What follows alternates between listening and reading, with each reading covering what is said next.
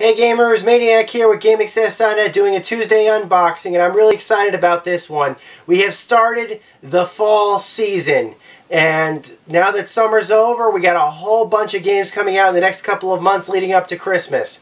This game right here is probably the first game to kick off that season, and it's a great one to kick it off. This is THEATRHYTHM Final Fantasy Curtain Call for the Nintendo 3DS.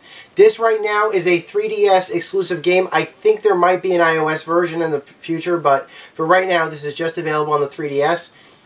It is a sequel to the original THEATRHYTHM Final Fantasy game, which I totally recommend.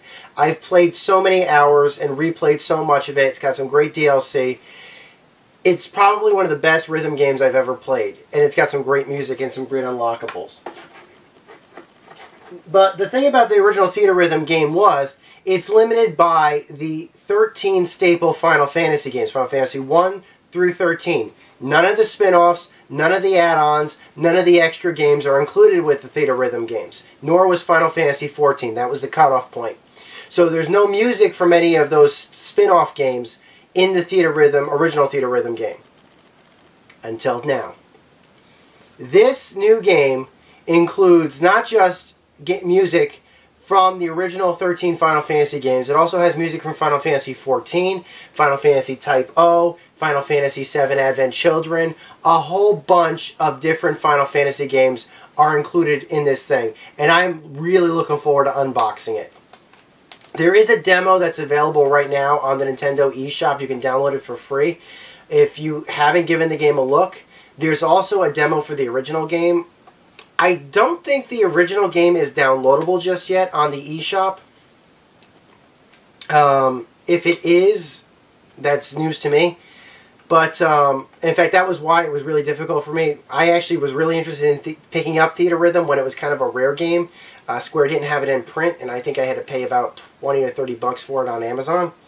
But I was able to get a copy, and I'm really happy that I did get a copy, because it's probably the game that most recently I've been playing so much on my 3DS. So, as a recent Final Fantasy convert, and by recent I mean like 2 years ago basically, I've been really fascinated with going back and replaying the Final Fantasy games. While I haven't been able to beat most of them yet, I'm still working my way through original Final Fantasy 13 right now. And I'm thinking about 20 hours in. So, I've still got a ways to go, basically. I love the music in the series, though.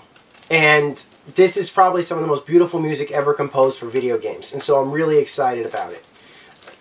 And about basically hearing more of these new songs in the new games. I wanted you guys to get a good look at this. This is the limited edition of the Curtain Call game. You notice a special... let's see if you guys can see this pretty well. The reason that makes this the limited edition, this is sold in retail for pre-orders. This was part of the initial run of the game. The thing about this version is that it includes a music CD with it. It's not the world's best music CD. I'll show you the music CD in just a second now that I got this thing open. Here we go. Right here. This is the music CD that's included with the Curtain Call initial run.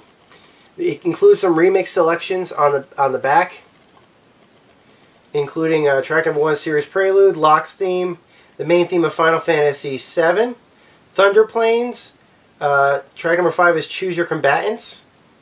So those are the 5 tracks that are included throughout some of the games in the series. There is a $70 edition of this game that was only sold through Square Enix's online store. Those sold out almost immediately, though. And I was not able to get my hands on that. That does include this CD as well as another CD with, I think, all the music or a lot of the music from Final Fantasy THEATRHYTHM. But unfortunately, Square Enix didn't foresee it. They did too few. As far as I'm concerned, they manufactured far too few of that game. They should have manufactured more of them. Or at the very least, released that game to retail. So here is it. This is the cover of what the regular edition of the game is. Basically, this box includes just this plus the CD plus this, basically. A lot of 3DS games are doing this. I can't really show you guys on this shelf, if we take a look, I've seen games like this in the past do this. Conception 2 did it. Let's see what else we got here. Devil Summoner Soul Hackers did it. You know, basically it has been done. And I'm really happy when developers do this, because nowadays everybody is dealing with having digital downloads and stuff like that. Like, I've paid $150+ for collector's editions that promised music CDs or soundtracks and stuff, and wouldn't even come with a CD. They'd only come with a download code for a site that would be down, that would not even work. Like, the great thing about collector's editions is that they are collectible. They have physical things inside of it. Now, I know that most people don't have CD players anymore and stuff like that, or CD's on its way out, but I prefer, I mean, I have an iPhone. I mean, I use Apple products. I use iTunes, but I prefer to basically buy a CD and then copy the files over to my iPhone by encoding it. That's the method I prefer to listen to my music. I don't prefer to purchase DRM-ridden tracks, basically. I know iTunes doesn't really have them anymore, but I really prefer to have the physical CDs with me when I listen to music, because it just means to me like I have a bit more. I feel like I have a bit more rights to the content if I at least have a digital copy of it. I heard that music CDs are actually quite expensive in Japan. Importing CDs from Japan, even for stuff that is easily importable over here, is very expensive. Sometimes Final Fantasy soundtracks can cost over $30 to $50, which is outrageous. Let's see what we got in here, shall we? Opening it up.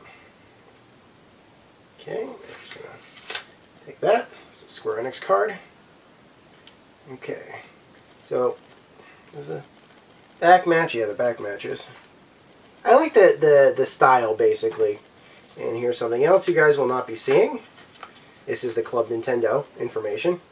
By the way, any Platinum members actually get their Club Nintendo cards? Because I sure didn't. I was a Club Nintendo Platinum member. Did not get a 3DS Super Smash Brothers code.